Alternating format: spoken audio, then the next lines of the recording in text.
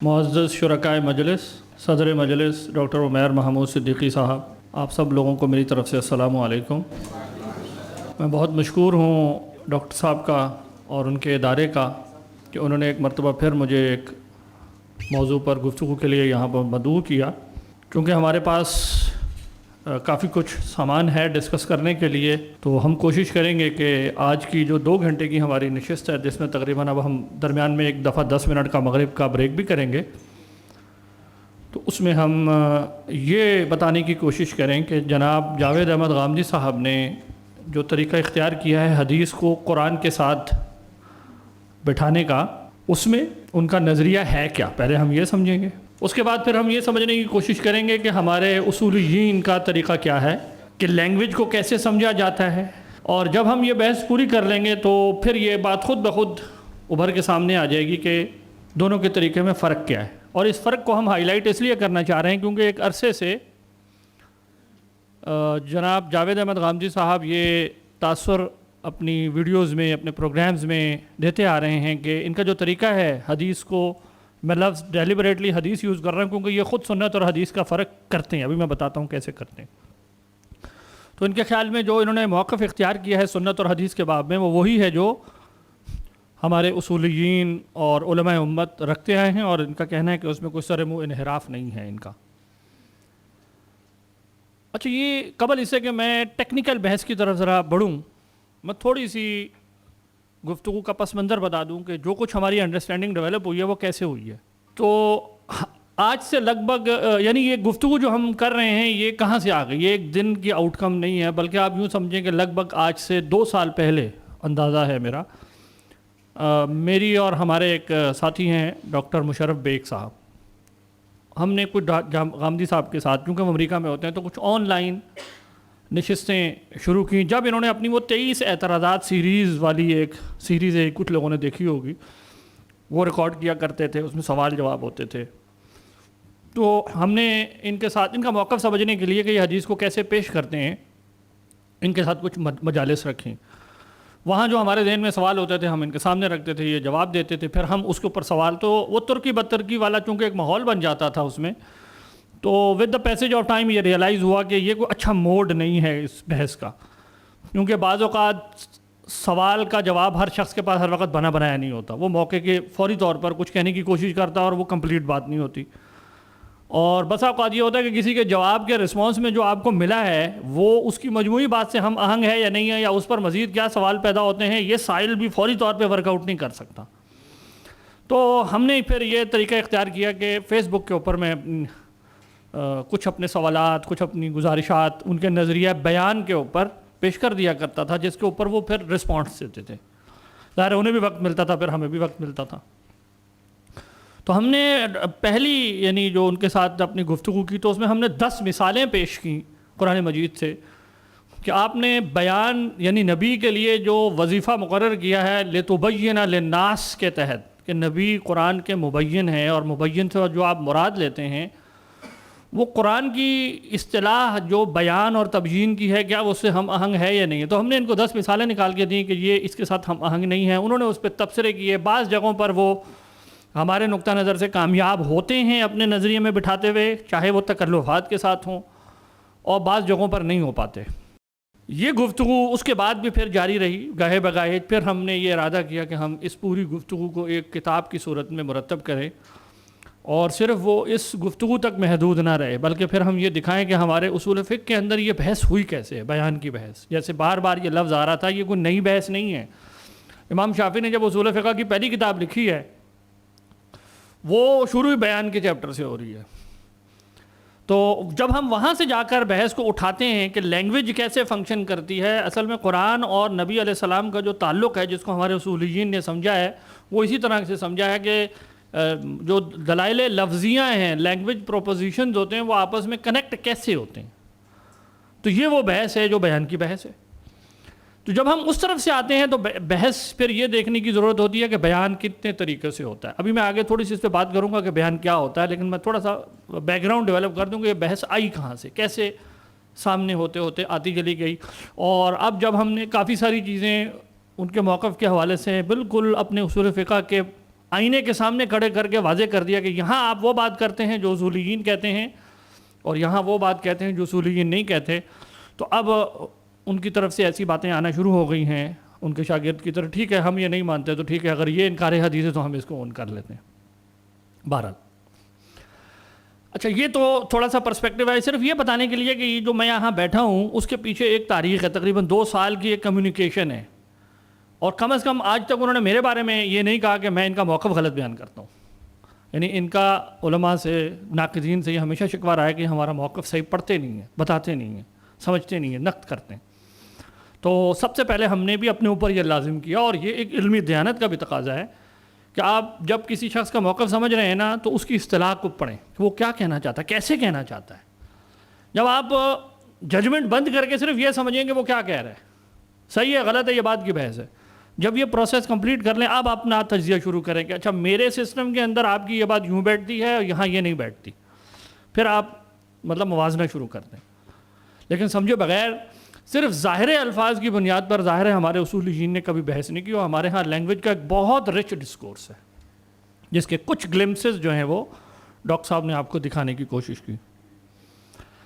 یہ بحث اٹھی کس طرح, اگر ہم 1980s میں واپس چلے جائیں.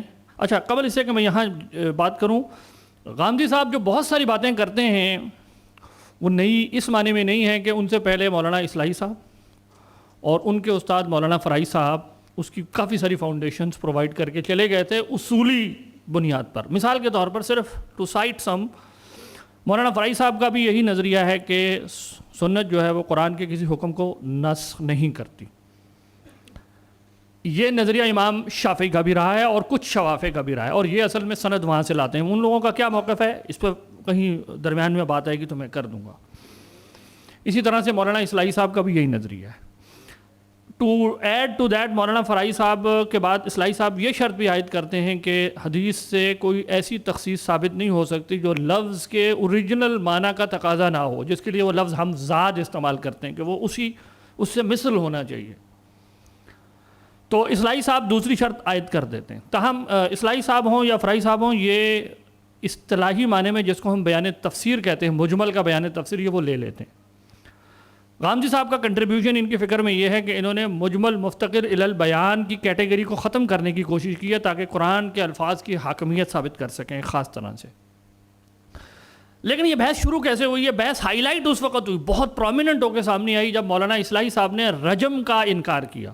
اچھا یہاں میں یہ بات واضح کر دوں, یہ جب حضرات کہتے ہیں کہ ہم رجم کا انکار کرتے ہیں, اس کا یہ مطلب نہیں ہے کہ سزا کوئی نہیں مانتے, بلکہ وہ کہتے ہیں کہ یہ ہے تو صحیح, لیکن یہ اللہ کے رسول صلی اللہ علیہ وسلم نے آیت حرابہ جو ہے, انما جزاء الذین یحاربون اللہ ورسولہ ویسعون فی الارض فسادا ان یقتلوا او یصلبوا, وہاں 4 سزاؤں کا ذکر ہے. تو وہ کہتے ہیں یہ جو تقتیل ہے نا, کہ برے طریقے سے قتل کر دیا جائے ایسے لوگوں کو جو زمین میں فساد برپا کرتے ہیں, اللہ کے رسول نے اصل میں رجم جو ہے وہ آیت حرابہ کے تحت جاری فرمایا تھا. یعنی رجم اس طور پہ ثابت نہیں ہے کہ اللہ کے رسول سے سنت سے ثابت ہو گیا انڈیپینڈنٹلی, قرآن میں اس کی کوئی اصل نہیں ہے. تو جیسے وہ ڈاکٹر صاحب کہہ رہے تھے کہ ہمارے اصولیین بھی یہ بحث کرتے ہیں کہ ایونچولی ہر سنت جو ہے وہ کہیں ریڈیوس ہو جاتی ہے قرآن کے اندر جا کے. تو وہ کہتے ہیں کہ سنت کے اوپر قرآن کی حاکمیت ثابت کرنے کے لیے ضروری ہے کہ رجم کا جو مسئلہ ہے اس کو بھی ہم اس کی اصل کہیں قرآن میں دکھائیں. تو وہ کہتے ہیں اس کی اصل قرآن میں کہاں ہے؟ آیت حرابہ. اچھا صرف مولانا اصلاحی صاحب نے اتنی بات نہیں لکھی, کچھ ان کے الفاظ بھی سخت تھے. حضرت مائز اسلمی وغیرہ کے بارے میں انہوں نے کافی نامناسب الفاظ لکھے, جس کی وجہ سے اس کا رسپانس علماء کی جانب سے بہت سخت ہے. میں وہ دہرانا نہیں چاہتا یہاں, وہ پڑھ سکتے ہیں, ان کی تفسیر میں موجود ہے, ان کی کتاب میں موجود ہے. تو یہ 2 باتیں اکٹھی ہو کر جو ہیں وہ ہائی لائٹ ہو گئیں کہ یہ تو ایک ایسے مسئلے میں باہر نکل رہے ہیں جو امت کا اجماعی ہے, ساری امت مانتی آئی ہے, یہ تو انکار کر رہے ہیں اس کا. اب ظاہر ہے جب کوئی تھاٹ اپنے انیشل پروسیس میں ہوتی ہے, لوگوں اس کے اصول اتنے واضح نہیں ہوئی ہوتے, تو جو چیز سامنے آئی مسئلہ کے طور پہ وہ یہ تھی کہ یہ رجم کا انکار کر رہے ہیں جو کہ اجماعی مسئلہ ہے. اس کے جواب میں کئی علماء نے رد لکھا 80s کے اندر کہ بھئی یہ تو دین کا اجماعی مسئلہ ہے, آپ اس سے کیوں باہر نکل رہے ہیں. اور بہرحال مولانا اصلاحی صاحب کے اوپر ایک ٹیگ ہمیشہ سے تھا کہ وہ ایک روایت پسند, سکہ بند عالم ہیں دین کے. ان کی اس رائے کے دفاع کے لیے غامدی صاحب نے برہان, جو اب ان کی کتاب ہے, اس کے اندر ایک مضمون ہے 3 قسطوں میں مل جاتا ہے رجم کی سزا کے نام سے, وہ لکھا انہوں نے. اور انہوں نے اصلاحی صاحب کے اوپر ہونے والی جو تنقیدات ہیں اس کا جواب دیا ہے وہاں پر. اور جو جواب دیا ہے اس کا اصول جو انہوں نے پہلے سے یعنی شروع کرتے ہیں وہ بیان کی بحث سے, تبیین سے. وہ کہتے ہیں کہ جی تبیین کا جو لفظ ہے نا, بیان کا لفظ ہے, یہ دو معنی میں آتا ہے. ایک ہوتا ہے ٹو بگن ود, کسی چیز کو ظاہر کرنا, کوئی نیا حکم مقرر کر دینا, یہ میں اپنے الفاظ میں بیان کر رہا ہوں. اور دوسرا ہوتا ہے شرح و وضاحت, کسی سابقہ کلام کی, کسی پرانے حکم کی شرح کرنا. ان کا کہنا یہ ہے اس مضمون میں کہ جو شرح ہوتی ہے اس کے اندر کسی چیز میں تبدیلی کا عنصر نہیں ہوتا, بلکہ شرح کا مطلب ہوتا ہے وہ چیز جو اصلاً کلام میں پہلے سے موجود تھی, میں اس کے عقلی اور لغوی مضمرات کو کیا کر دوں, اس کو کھول دوں. تو وہ کہتے ہیں کہ بیان یہ ہوتا ہے. اس کے لیے وہ کچھ لغت سے استدلال کرنے کی کوشش کرتے ہیں. کچھ امام بزدوی کی ایک عبارت کو بھی انہوں نے پیش کیا جو ہمارے نقطہ نظر سے انہوں نے مس کوٹ کیا ہوا ہے, لیکن یہ ایک الگ بحث ہے. تاہم یہ ان کا استدلال ہے وہاں.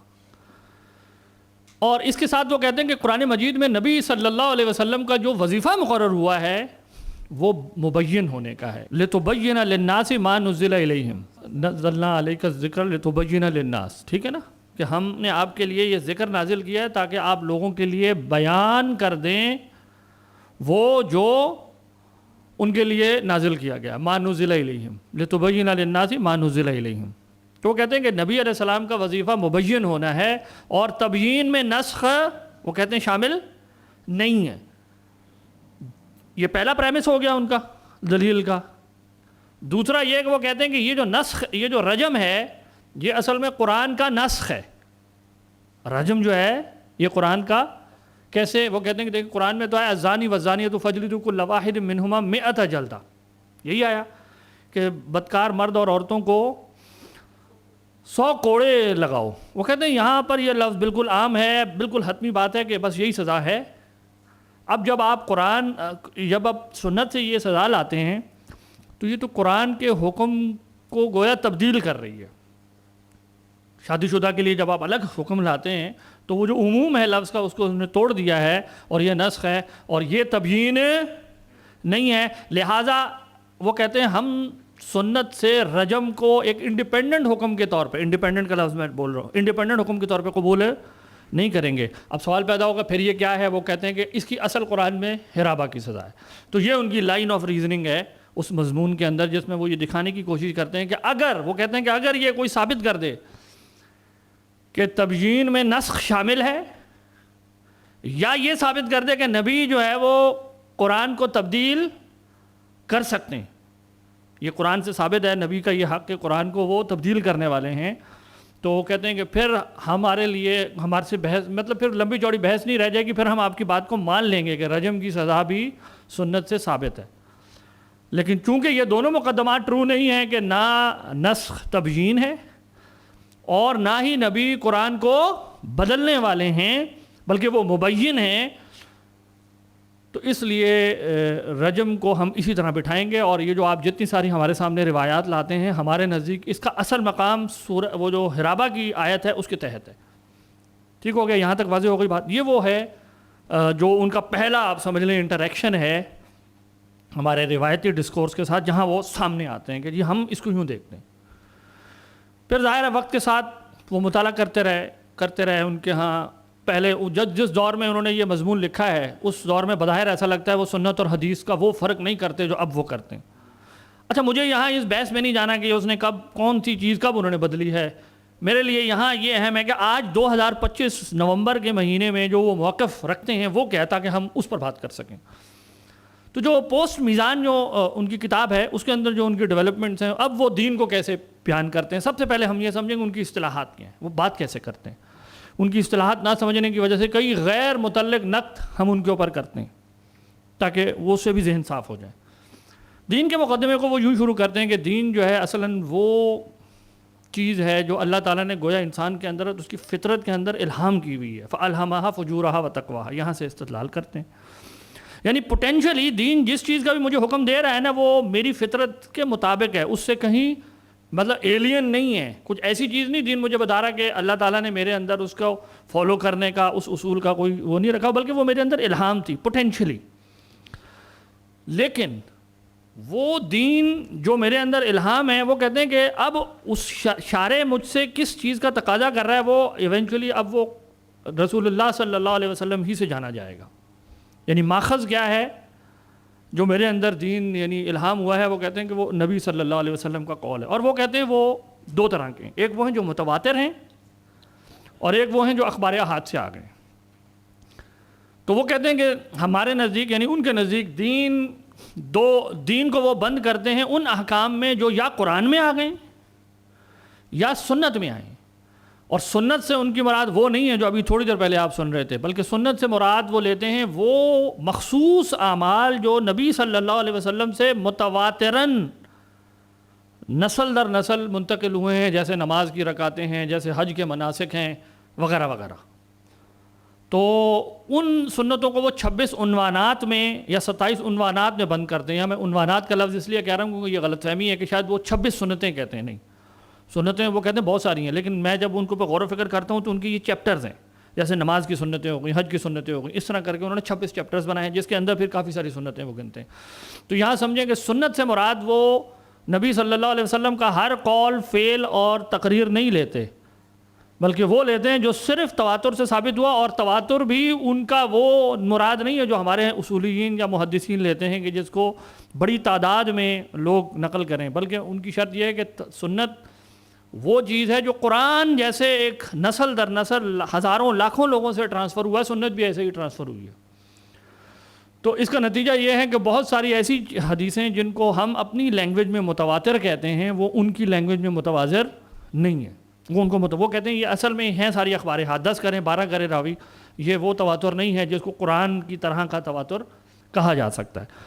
تو سنت کے بارے میں وہ کہتے ہیں کہ یہ قرآن سے ما قبل ہے. یہ دوسری بات سمجھ لیں ان کی، قرآن سے ما قبل ہے، یعنی نبی صلی اللہ علیہ وسلم نے یہ احکام، یہ قرآن انیشیٹڈ نہیں ہے. یعنی جب میں کہتا ہوں قرآن سے ما قبل ہیں تو وہ صرف ہسٹوریکل مراد نہیں ہے، اپنے اوریجن میں بھی ہیں.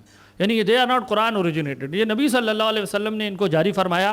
وہ اور بات ہے کہ ساتھ وہ یہ بھی کہتے ہیں کہ اصل میں یہ وہی اعمال ہیں جو حضرت ابراہیم علیہ السلام کے دور سے چلے آ رہے تھے. ہر نبی کی اندر اللہ نے ہر نبی کو یہی کہا تھا، یہی سنتیں جس پہ ہم عمل کر رہے ہیں. دین کا یہ حصہ گویا پیچھے سے چلا آ رہا تھا، البتہ لوگ اس میں خرابیاں پیدا کر دیتے تھے، بدعتیں ایجاد کر دیتے تھے، اس میں کمی بیشی کرتے تھے. تو نبی صلی اللہ علیہ وسلم نے سنت کو حضرت ابراہیم جیسے وہ جاری فرما گئے تھے اس کی اصل کے اوپر جاری کر کے اس کو کر دیا. تو یہاں سمجھنے کی بات یہ ہے کہ وہ یہاں یہ نہیں کہہ رہے ہوتے کہ سنتوں میں نبی صلی اللہ علیہ وسلم کا فعل جو ہے وہ ریفرنس نہیں ہے، ماخذ نہیں ہے، بلکہ وہ یہی کہہ رہے ہوتے ہیں. البتہ وہ جیسے ہم کہتے ہیں کہ اسلام کوئی نیا دین نہیں ہے بلکہ آدم علیہ السلام سے چلا آ رہا ہے اپنے اصولوں میں، تو وہ یہاں ایسی ایک بات کہنے کی کوشش کر رہے ہوتے ہیں کہ سنت اپنے اصل میں ابراہیم علیہ السلام کا فعل ہے، لیکن ہمارے لیے حجت وہی ہے جو نبی صلی اللہ علیہ وسلم نے اس کا اجرا فرمایا. تو یہ دوسری بات ہے ان کی. تو سنت کو وہ کہتے ہیں قرآن سے ماقبل ہے. لہٰذا نتیجہ کیا ہے؟ وہ کہتے ہیں قرآن جب صلاۃ کی بات کرتا ہے، حج کی بات کرتا ہے، تو کوئی ان نون کیٹیگری نہیں تھی جس سے مخاطبین کو شناسائی نہیں تھی، بلکہ نبی علیہ السلام نے چونکہ پہلے معاشرے میں جاری کر دیے تھے، تو جب صلاۃ کی بات آئی تو لوگوں کو، سامعین کو سن کے پتہ چل گیا اچھا یہ وہ فعل ہے جو آپ صلی اللہ علیہ وسلم ادا فرما رہے ہیں. بات آ رہی سمجھ میں؟ تو وہ کہتے ہیں کہ کبھی قرآن سنت کو ریفر کرتا ہے، کبھی سنت قرآن کو ریفر کرتی ہے. ان کے نزدیک یہ ریلیشن ڈوئل نہیں ہے. وہ ایسا نہیں ہے جیسے ابھی آپ نے سنا کہ ہر سنت ایونچولی ون وے اور دی ادر قرآن میں ریڈیوس ہوتی ہے. غامدی صاحب کا یہ پرنسپل نہیں ہے کہ ہر سنت نے قرآن میں ریڈیوس ہونا ہے. سنت جس کو وہ کہتے ہیں یعنی اپنی اصطلاح میں وہ قرآن میں ریڈیوس نہیں ہوتی، وہ حضور علیہ السلام کے انڈیپینڈنٹ جاری کردہ احکام ہیں. تو وہ کہتے ہیں کہ دین اصل میں ان دو چیزوں کا نام ہے، قرآن انیشیٹڈ اینڈ سنہ انیشیٹڈ.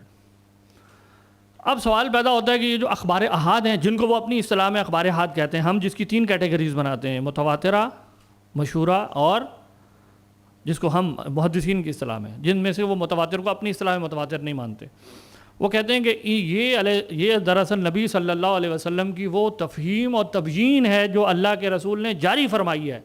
اور تبیین سے مراد ہے شرح و وضاحت، جو قرآن اور سنت سے متعلق ہے.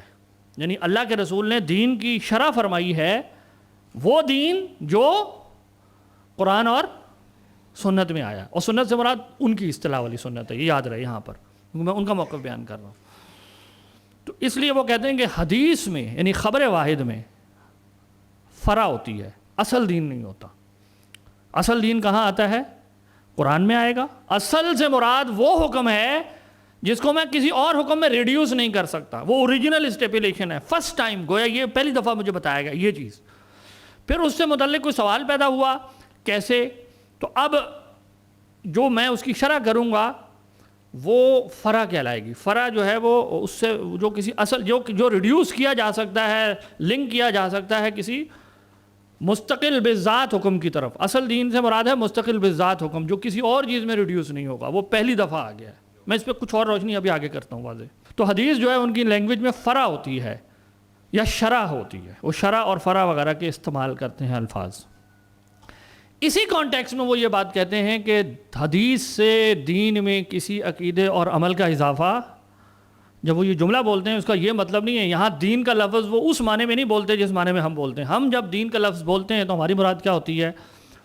شرعی حکم، حکم شرعی جس کے ادا کرنے کا میں مکلف ہوں، چاہے فرض کے درجے میں، واجب کے درجے میں، کوئی بھی اس کی، جس کے ساتھ ثواب اور عقاب کا کوئی تصور شارع کی جہت سے میرے اوپر ثابت ہے۔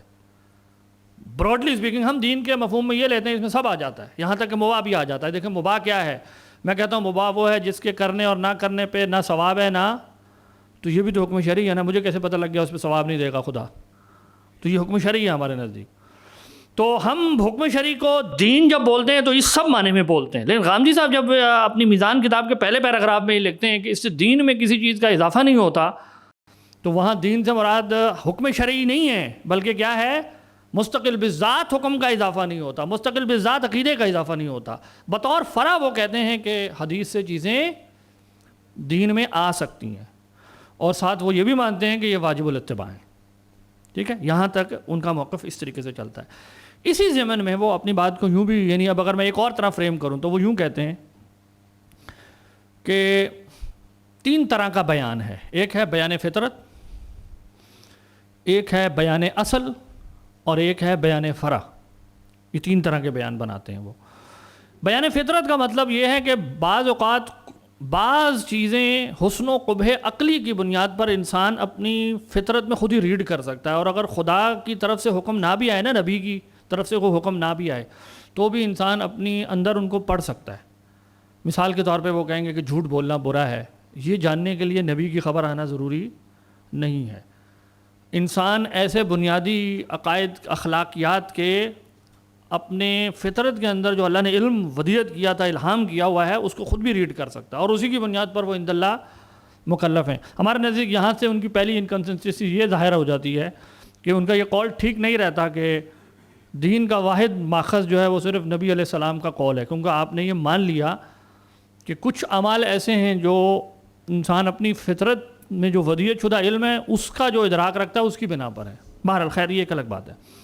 تو وہ کہتے ہیں کہ قرآن مجید جب ان کا بیان کر رہا ہوتا ہے تو وہ پہلی دفعہ آ کر مجھ پر کوئی چیز واجب نہیں کر رہا ہوتا، بلکہ وہ تذکیر ہے، جیسے ان اللہ یأمر بالعدل والاحسان۔ تو وہ کہتے ہیں عدل کیا ہوتا ہے؟ انسان عدل کو اچھا سمجھتے ہیں، یہ سب کو معلوم ہے، اختلاف صرف اس میں ہوتا ہے کہ مثال کے طور پہ کوئی پرٹیکولر چیز میں عدل کیا ہے، اس میں اختلاف ہو جاتا ہے۔ اچھا یہ کوئی نئی رائے نہیں ہے، یہ ماتریدیہ اور اگر آپ معتزلہ کی پرانی بحثیں پڑھیں یہ سب کچھ وہاں موجود ہے۔ اس کو وہ بیان فطرت کہتے ہیں کہ کبھی نص میں جو ہے آتا ہے کوئی ایسا حکم جس کو میں نص کے بغیر بھی جانتے ہیں ہم اور عند اللہ مکلف ہیں۔ کبھی نص یعنی قرآن اور سنت وغیرہ جو کچھ بھی نصوص میں، اس میں ایسا حکم آتا ہے جو بیان اصل ہوتا ہے ان کا، کہ جس کو میں نص کے بغیر نہیں پڑھ سکتا، اور اس لیے نہیں پڑھ سکتا اگرچہ وہ ہے میری فطرت ہی سے متعلق، لیکن اس میں کنفیوژن ہو جاتی ہے، میرے پاس کوئی ایسا ذریعہ علم نہیں ہے کہ میں اس کو متعین کر لوں، تو شارع جو ہے میرے لیے اس کو متعین کر دیتے ہیں۔ مثال کے طور پہ 5 وقت نماز پڑھنا ہے، تو وہ کہیں گے کہ یہ بیان اصل ہے، یہ بیان فطرت نہیں ہے۔ یا مثال کے طور پر صفائی ستھرائی رکھنا، یہ بیان فطرت ہے، انسان جانتا ہے، لیکن صفائی ستھرائی رکھنے کا مطلب یہ بھی ہے کہ مثال کے طور پہ ختنہ ہونا چاہیے وغیرہ وغیرہ، تو وہ کہیں گے یہ ایک ایسی تعیین ہے جس کو میں عقل سے خود بخود متعین نہیں کر سکتا۔ اسی طرح وہ ایک اور مثال دے دیں گے، وہ کہیں گے سور کی جو کھانے کی ممانعت ہے وہ بیان اصل ہے، میرے پاس میں انسانی علم کنفیوز ہو جاتا ہے، یہ بھی، تو اس لیے شارع آگے کیا کرتا ہے، اس کو متعین کر دیتا ہے، یہ بیان اصل کہلاتا ہے۔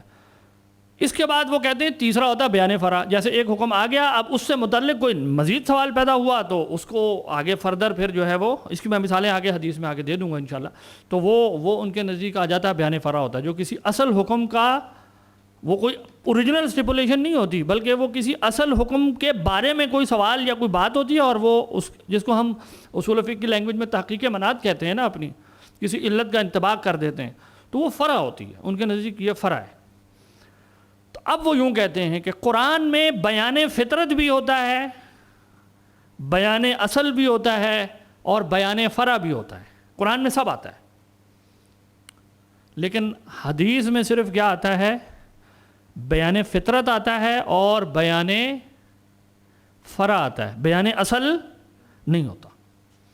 یعنی حدیث میں کبھی ایسی بات بھی آ جاتی ہے, وہ اس کی مثال وہ لیتے ہیں, جیسے ہے نا رسول اللہ صلی اللہ علیہ وسلم نے فرمایا کہ چیر پھاڑ کرنے والے جو ذی مخلب و ذی ناب جو جانور اور پرندے ہیں ان کی ممانعت ہے کھانے کی.